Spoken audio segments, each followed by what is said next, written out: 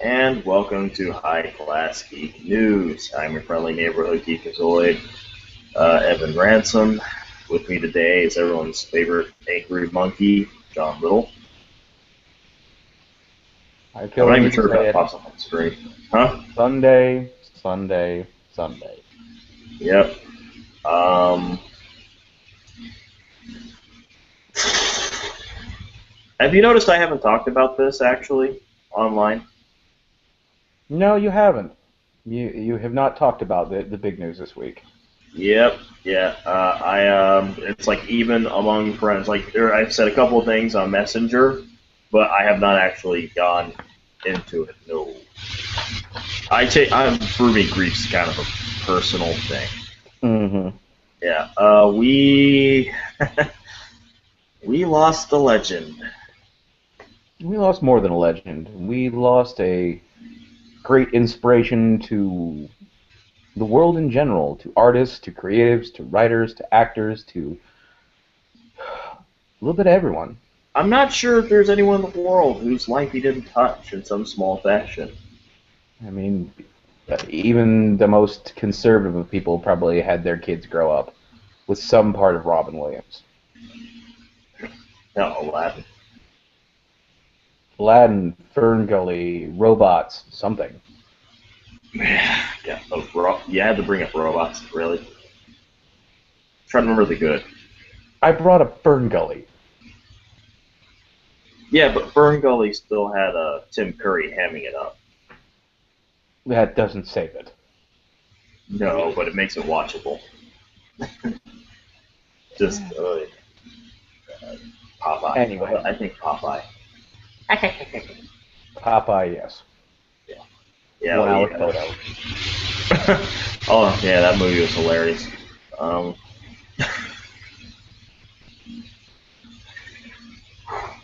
Trying to find the humor in this. It feels like that's what you should do. He's not the kind of person who likes to see other people upset, or at least he wasn't.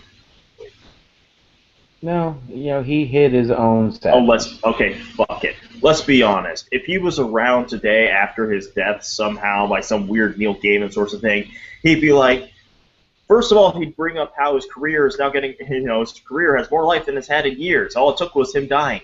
Then he'd bring up how the fact that considering what happens to a corpse when the actual physical change in the corpse, well, first of all, you don't want to be downwind of that. But second of all, well, let's just say he's doing a little bit better than most people at the age of 63. Yeah, and somehow he'd go to his own funeral, pull his own old body out of the coffin, and make it a puppet. Yes. Doing impressions all the way. Yeah, can you Mm-hmm. imagine Robin Williams doing impressions of Robin Williams?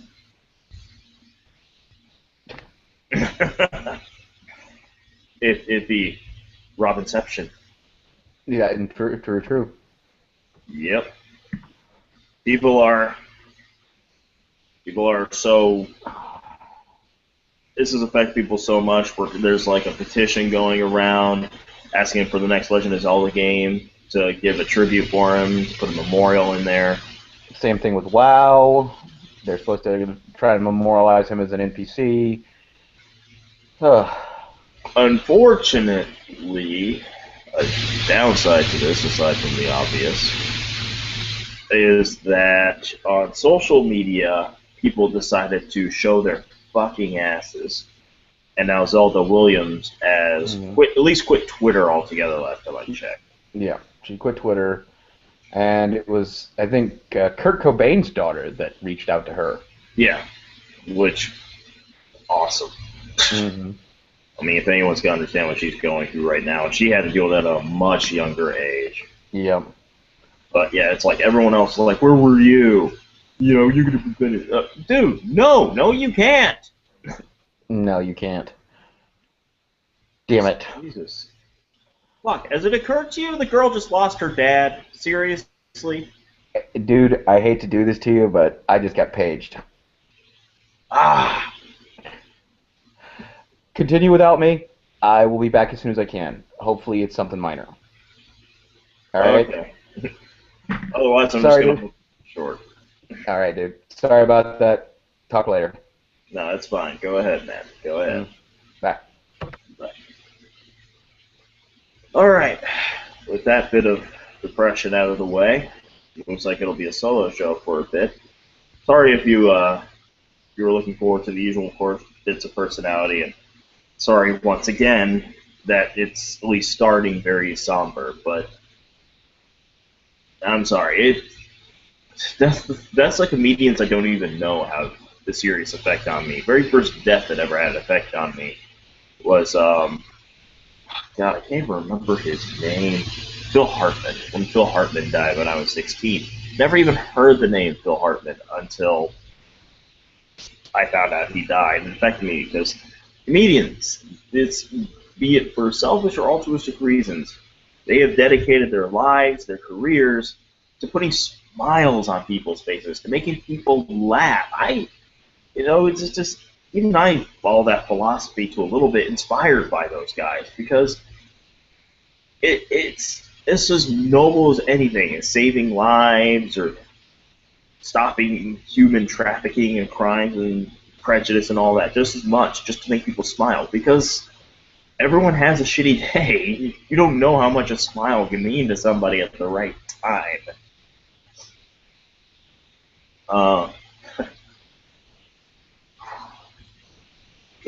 This was one I really knew, and it's few things struck me harder than when I woke up the next morning and I realized this is the first day of my life where I wake up to a world without Robin Williams. And you know what? I'm a guy, hopefully on these shows, it never comes across. But I have my own dealings with depression. All right? And I know what it's like to constantly feel like things can't go your way. And he had a lot of things that seem to be working against him, or at least from his point of view, working against him in the end. And I just hope there's whatever is of an afterlife, whatever consciousness you have after you die. I hope there's enough for him to realize just how much the world loved him. And also, there's a part of me that hopes that his ghost has both the sense of humor and just slight bitterness enough to get on the assholes who basically exiled his daughter from Twitter, because that was bullshit. Anyway, until I get another guest, hopefully soon. If not, they're worth doing some stuff on the internet with me. I know. I've been to YouTube, and not just as a channel. I have. Okay, let's move on, ladies and gentlemen, to regular old news, starting with the movies. Coming out this week in theaters, If I Stay, which is basically that movie that if you have a girlfriend, that's what she's forcing you to. I speak to all men and lesbians. And When the Game Stands Still. I don't know what the hell that is. I'm guessing that's a football movie. And my personal pick for the week, I will be recording a podcast we released a few months later on this. Sin City, A Day to Kill For, the sequel to the 2005 film based off of the series of graphic novels by Frank Miller. We're doing crazy, or more like when his crazy and fetishes kind of work more in this case. Well, let's be honest. What's wrong with Frank now is that even when he does Batman, he's still writing Sin City. Worse if you're doing Sin City does no work if you're doing Batman. Or not Batman fighting terrorists. Or, you know what, just go watch Top of the Fourth Wall. Look for any episode called Miller Time. You'll understand. Oh, yeah. When did he go so wrong? Legend. Oh, anyway. Sorry. Oh, I had the word this weekend.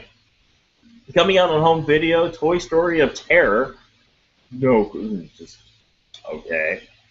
The Quiet Ones, horror movie. Leviathan, I'm also guessing it's a horror movie, but don't quote me on that. The Amazing Spider-Man 2, which I know a lot of people have their complaints. You know what? I like the fucking movie, alright? And everyone can say, oh, it's a narrative mess. Yeah, I have yet to find one person who found it to be such a mess they couldn't understand what was going on, which is usually not a sign of a mess. But I digress. The Flintstones is coming out on Blu-ray, assuming you actually want that for some reason. I'm guessing you'll be a John Goodman completist. Don't blame you. Man's awesome. And Scooby-Doo Franken-Creepy, who may or may not be designed by Jim Lee.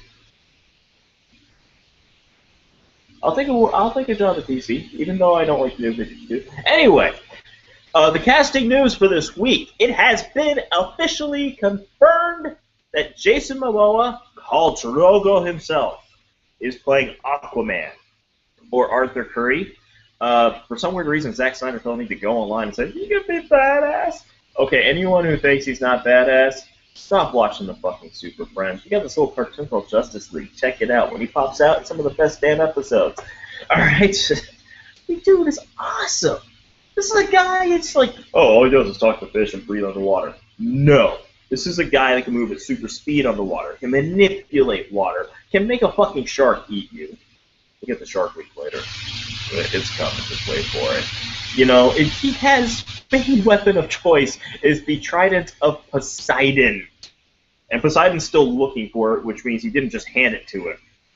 Trust me, the dude's a fucking badass. There's a reason why if you played Injustice Gods Among Us, his friggin' level was, oh, take on the Flash, take on Captain Marvel, or Shazam, because take on himself, an alternate reality version of himself, and then take on Ares, the god of war. Dude's badass. Okay, only Batman comes close to fighting badass more than Aquaman, and sometimes it just depends on the story. Anyway, moving on. Also, they have secured writers for the actual Aquaman movie that will be years down the line. Will Beal and Kurt Johnstead. Kurt Johnstead did 300 Rise of an Empire. Will Beal did something, but fuck, I don't remember what it is. Seriously, have you ever heard of these guys? Of course not, because they're writers, and Hollywood doesn't give a shit about their writers. Hey, absolute truth. I am not kidding. Film is a director's medium, and these days it's barely that. I mean, oh, look, we got a big project. We're going to get this director here, and as a director, you're basically controlling traffic, with a few exceptions here and there. But the writers, dude, I got news for you. There's a reason why whenever you look at a big movie, you usually see about 2 or 3 different writers. In reality, it's about 10 times that. I'm not kidding. You have no idea. If you want to be a serious storyteller via writing, get into television, get into novels. Oh, do it. Get into podcasting. Just do a little audio drama. I don't know. I don't care. But just trust me, film, not the way to go. That's where, unless you plan to direct too, you should not do that unless you actually know how to work things visually. But I digress. Moving on to other casting news. Paul Giamatti is confirmed to be playing the NWA manager Jerry Heller in the Straight Outta Compton movie that's currently filming as we speak. How do I know this? We'll get to that in a minute. Yes, Paul Giamatti. Now, if I didn't have to watch it before, I have to now because I watch anything with Paul Giamatti. If you don't know why I'll watch anything with Paul Giamatti, then clearly you have not seen Shoot 'Em Up. Check it out. Just trust me. What happens when you have cats? More specifically, when you have cats, your roommate has a cat, and they sometimes get lost in some. Anyway, moving on. Also, Sophie Turner of Game of Thrones fame. You know, the other Stark sister, the hot one, that we hardly ever pay attention to because all she is hot, whereas her sister is badass? No offense to Sophie Turner. Let's be honest. The reason we're really not paying attention to her is because we're a little disturbed by the fact that someone that young is that hot. We do not want to admit we're that turned on in a show that's already full of sex and nudity. I am not going to be allowed in Hollywood anytime soon. But, honestly, she is playing Mary Shelley in the movie Mary Shelley's Monsters. I haven't gotten too many details on that, but if I were to take a guess, it's a movie about the night that her and her husband's lover, and her stepsister, who was also trying to bang her husband's lover, or her husband, I can't remember which. It's no erotic fan fiction could possibly match what those 4 were up to, but I digress.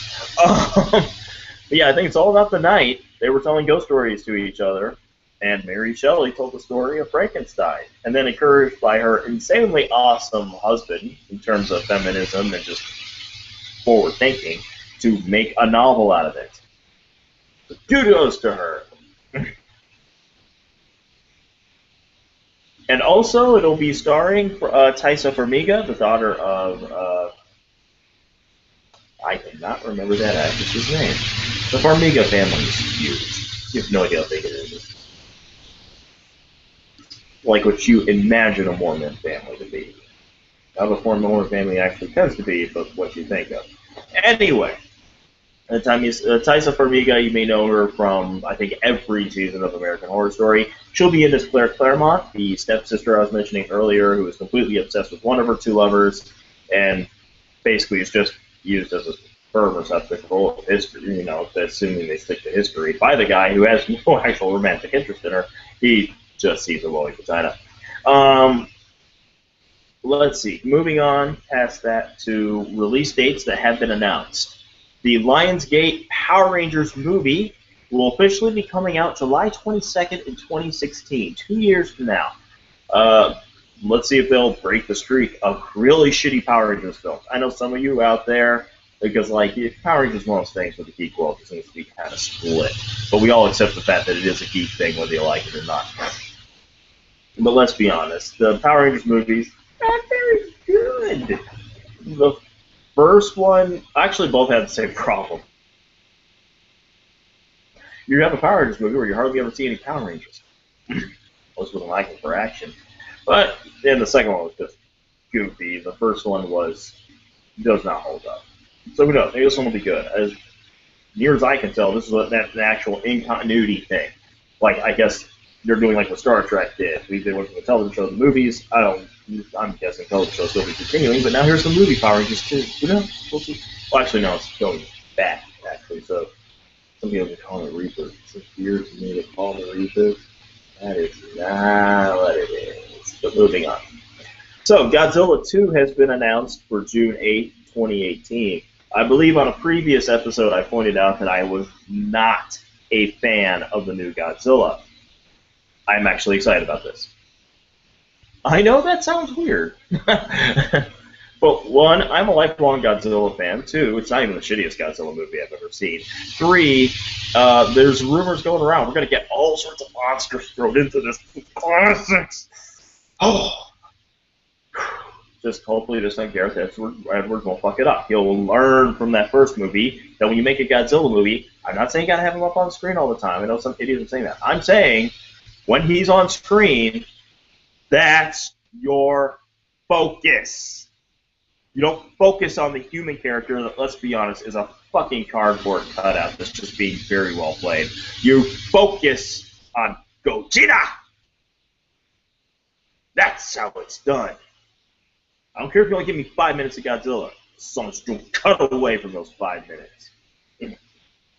And if you're giving me Rodan and Gamera, fuck you if you cut away on this one, man. So if you're wondering why it's going to be so long, it's a 4-year gap, basically, it's because Gareth Edwards is going to be a little pissy with the Star Wars one-off film. We're getting a fuckload of Star Wars. And speaking of Star Wars, awesome news! The kind of news we have been waiting for since like the mid-fucking-90s. Disney is releasing the original Star Wars trilogy on Blu-ray unaltered. If any, I'm guessing if anything, they'll either A, clean it up, which some George Lucas didn't bother to do, is a fuck you to the fans. Okay, George, I get it, it was your thing at the time, but dude, you aren't where you are without those fans. You owe a debt, whether you like it or not. Considering how good your life is, considering the shit you don't have to worry about and the amount of power you got because of those fans, it's a debt that will never be repaid. So it was a dick move on your part to just not release them unaltered like people ask. It doesn't matter if you don't understand why they want it that way. What matters is that they want it that way. But you know what? It's not his thing anymore. He gave it to Disney. And this is me once again saying, people, quit bitching about Disney having Star Wars. They're giving you the original unaltered. How much good does does current Disney have to do to win you if you're still bitching? Okay, they took over Marvel. It's doing better than ever. Hell, they were the ones who basically gave us the Avengers. They brought in Star Wars, went out of their way to get the original cast back. They're still going like, oh god, they're just ruining everything. Okay, look. Disney is one of those things, it's so big, so powerful, it works in cycles. Am I saying it's always been good? No. I was there for the 90s. No. But we're in one of the good cycles right now. We're on the crest, not the trough, of the wave. How's that for metaphor? So let's take it for what it is, man. When good things are happening, accept the good things. Seriously. Remember that bit earlier where I was talking about how I have my own issues with depression? That's how I deal with these days. When the good things happen, I hone in on that. I focus on that. I try to remember them whenever things go bad. This is when things go bad again with Disney or the Star Wars franchise, because they're both things that are so big, there will be a permanent part of our lives, but anything that permanent is going to go in cycles, just like the James Bond franchise, another fine example of that. I'm focusing on the good, and things are looking good. The guy who ruined the Star Wars prequels is not handling Star Wars anymore. Granted, it's the same guy who handled Star Wars to begin with, but then again, a lot of Star Wars wasn't really him. Credit's a funny thing. Also in the news, going back to the NWA thing, Straight Outta Compton while filming suffered a drive-by. As far as I can tell, nobody was hurt, so it's okay to laugh. Just, wow. If this is not the most gangsta film ever made, they're trying. Whether they mean to or not, they're trying. I have no idea why a drive-by happened. I didn't get too good a look at the article, unfortunately, but wow. All I ask is any assholes who think drive-bys are a good idea and they never, ever were, please don't kill a Baltimore body. I will cry. Do not make the online geek cry. Please. Moving on to television. Coming out this week on home video, there's a ton of things, but I'm just focusing on these things because literally, ton of things. Boardwalk Empire, the complete fourth season, is coming out on DVD and Blu-ray. A Haunting, season 6, A Haunting. But not my geek, but I like to be fair on these things. Once Upon a Time, season 3 is coming out. And finally, The Equalizer, the complete collection. Limited edition is coming out this week. We bring this up because by now, hopefully you've seen the trailer for the Denzel Washington movie, The Equalizer, loosely based off of this show. I just saw the trailer last night when I went to see Expendables 3. Fucking awesome.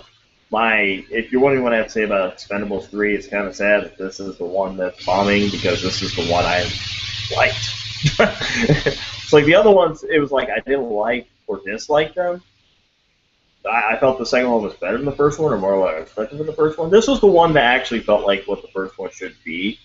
And Antonio Banderas, Harrison Ford, and yeah, even everyone's favorite anti-Semite, Mel Gibson, they were fantastic.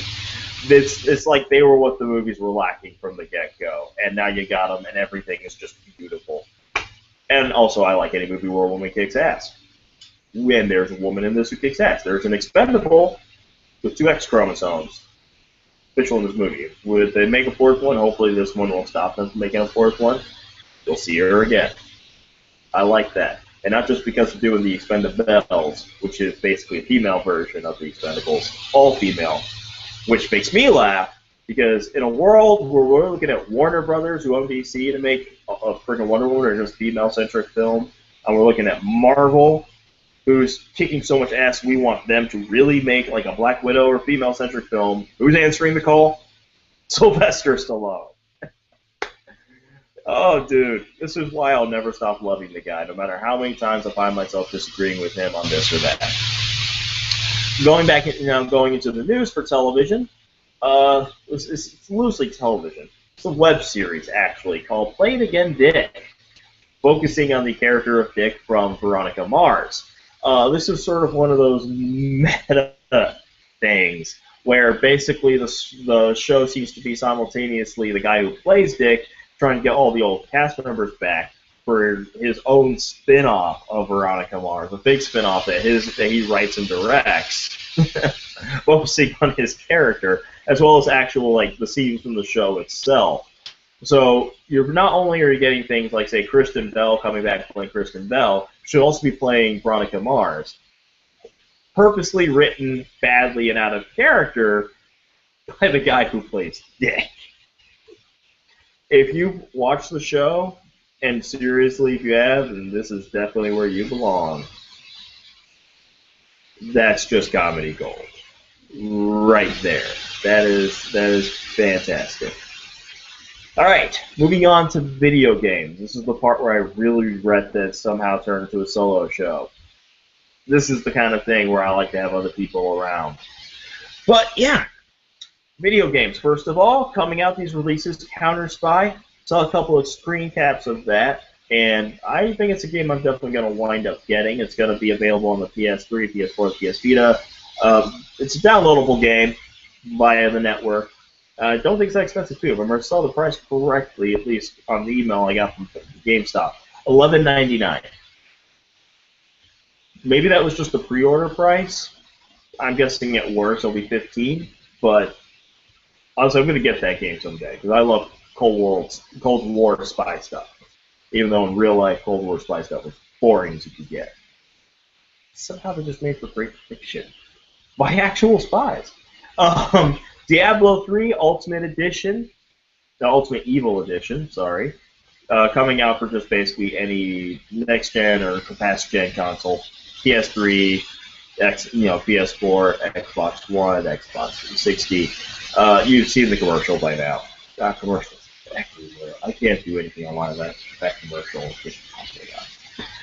Anyway, Hotline Miami for the PS4. I bring that up because in the future, when we talk about how games of this generation were so great and the games now just suck, I'm going to have things like this to remind people, no, there were always games that suck. Seriously, Hotline. Plants vs. Zombies Garden Warfare for the PS3 and PS4. Sword Art Online. Okay, actually haven't started watching the anime. I don't know why you want to play that game. It sounds like you're just basically feeling death. But Sword Art Online, both Hollow Fragments and Infinity Moments for the PS Vita will be coming out this week. And Tales of Xillia 2 for the PS3 RPG game from a pretty popular franchise that I get. Kind of one of the big ones. But it's like a Grateful Dead of video game. I just recently found out about myself, and I don't like RPGs, but also it's interesting to me. I don't want to play that. Alright, in video game news, we actually have new photos out online of the new Final Fantasy. This is why I have co-hosts. They cover up your ass. And then John says, used to be a man. I say, fuck you. I point out that there's a story behind this that never gets explained, and now everybody thinks I fucking transvestite. Anyway, Final Fantasy VII is getting a remake for the PS4. Photos have been released, and they have announced that there will be a full-on trailer at the E3 Expo next year, 2015. Possibly, they'll announce a release date.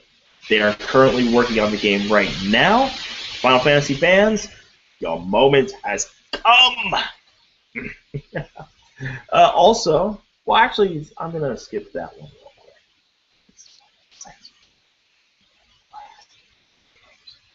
But yeah, going to Shadow Realm. Basically a four-person video game brought to you by BioWare. Not a first-person shooter like the previous game they did. I forget, I think it's called EverQuest, could be wrong. No, but this one is actually it's an RPG. It's an RPG. No, just say it. Or RPG news there. Going to the non-RPG news. Going to something I think I like a little bit more. Horror. Video game horror. AKA survival horror, which I guess this counts as, even though if you play the games, it's survival. is not something you expect at the end of the game. But yeah, imagine if you will. Rumors have been going around for a while now that Hideo Kojima, the creator, famous for creating Metal Gear series, Metal Gear Solid being holy shit. Hideo Kojima is teaming up with Guillermo del Toro for a top secret horror project, and then they finally decide to reveal a trailer for it. This happened very recently. In that trailer, you see some weird, eerie stuff. Someone just walking through this strange atmosphere. It's now familiar setting. And the camera pans around, and you see that character is a digitized Norman Reedus. And you hear a familiar twang, familiar to anyone who's played a series known as Silent Hill. Oh yes, Guillermo del Toro, the mad Mexican who gave us, well, actually Spaniard. Yeah, mad Spaniard. Sorry. I do know there's a difference. But the mad Spaniard who gave us the... Yeah, I'm not sure if I know about that. Anyway, but the mad Spaniard who gave us Pan's Labyrinth, Blade 2, the Hellboy series, the guy who his sketchbook makes you, with the beauty of his horrific designs, is teamed up with Hideo Kojima to create a new Silent Hill game starring Walking Dead, or in my case, Boondock Saints, Norman Reedus. If this hasn't given you a major geek boner, even if you don't play video games, you're dead. Why are you watching this? How are you watching this? Stop haunting the internet! It's creepy! We have enough. Get this out of here. And just in case you thought the only deaths we had to report on was Robin Williams and Zelda Williams' Twitter account, we move on to obituaries. This week we had, literally less than 24 hours after Robin Williams, we lost Lauren Bacall, the ripe-old age of 89. She was a star of stage and screen. She will forever have my respect for basically having gotten the heart of one of my all-time favorite anything involving film, Humphrey Bogart. Man was I think he was 44 when they met. She was 19 years old. And there was something so amazing about this woman that this man who had 44 years to find someone who else who could take his heart. 44 years to find, and famous at this point. He was not lacking for women if he wanted them. 44 years old. So he got the age right. He's definitely in his 40s. Meets this 19-year-old girl. Not even 6 months go by before he's married. And she's pregnant with their first kid. They had 2 kids together. And it takes a very remarkable woman to get the heart of such a remarkable man. And she spent her life proving that she is, in fact, that remarkable woman. And I feel like the biggest regret she has of her life is that she got so little time with Humphrey before he died. I say Humphrey, I know the guy with Bogey before he died. And I just like to think that, it's sappy. I'm not gonna lie. And it's not even literally my own personal beliefs, but I just like to think at the pearly gates, it's just St. Peter going, someone's been waiting for you. Here's Bogey. And he's just there, arms outstretched, saying, come to me, baby. Also, for all you skateboarders out there, board might be hanging a bit low, as Jay Adams, one of the original Z-Boys, died of a heart attack at the age of 53.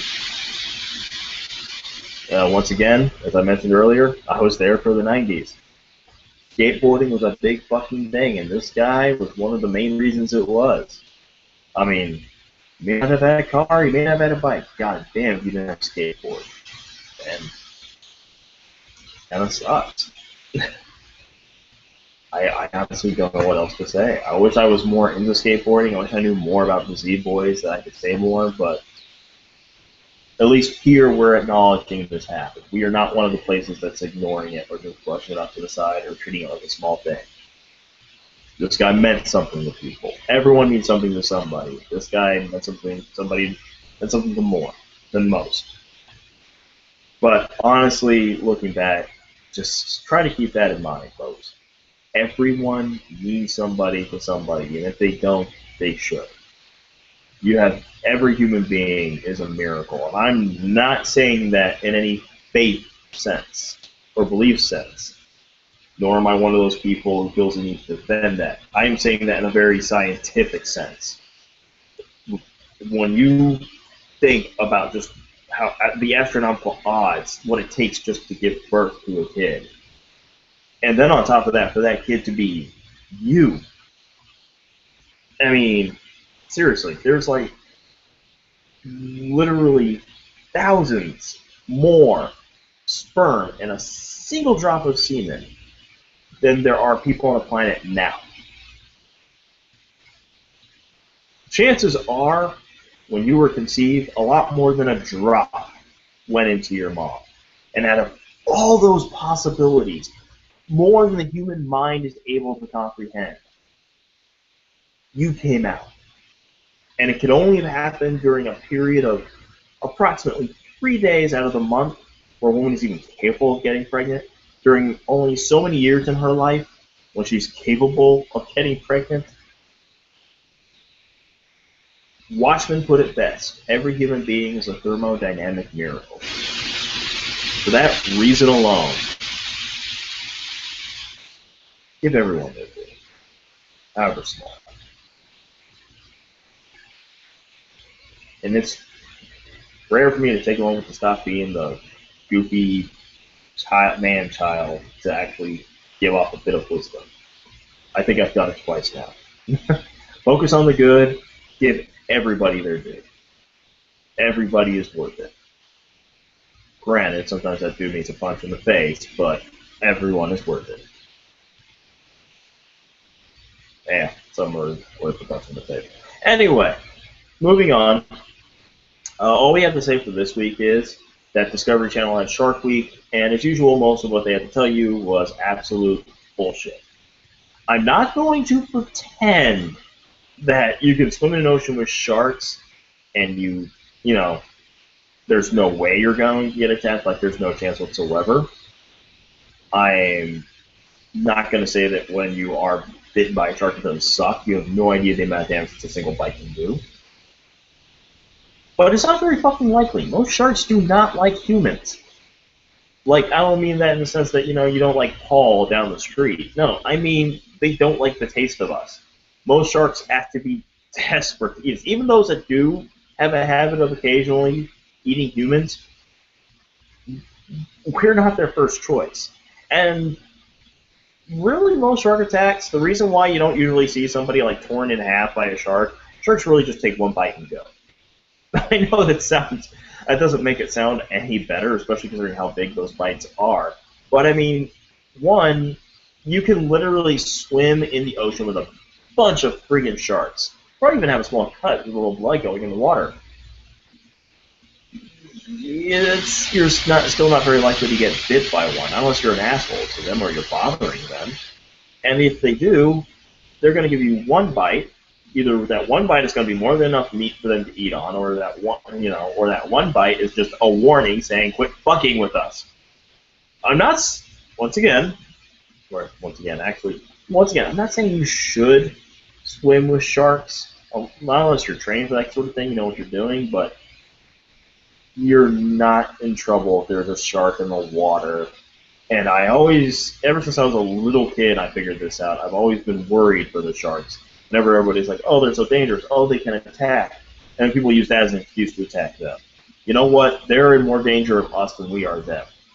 You can sit there and look at sharks and be scared all you want to. Last time I checked, shark isn't the one who created the howitzer. A shark never created the torpedo.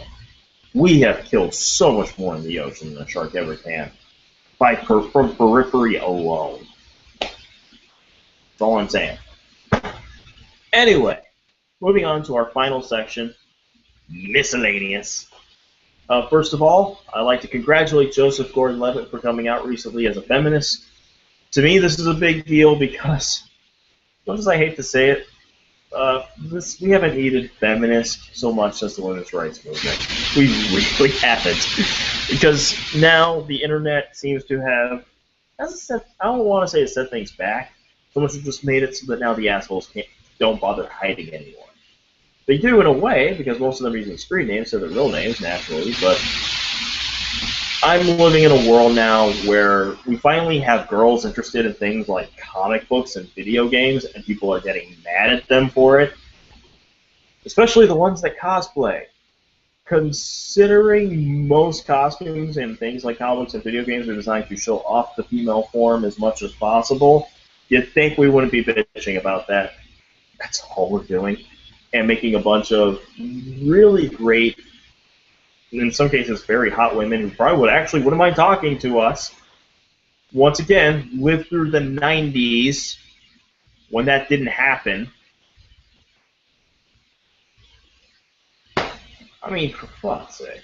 I'm just glad that every time someone says it's sticking up for the women, I'm happy. Speaking as a guy raised by 3 of them, I am fucking happy. Every time I find out that's just one less asshole. Thank God!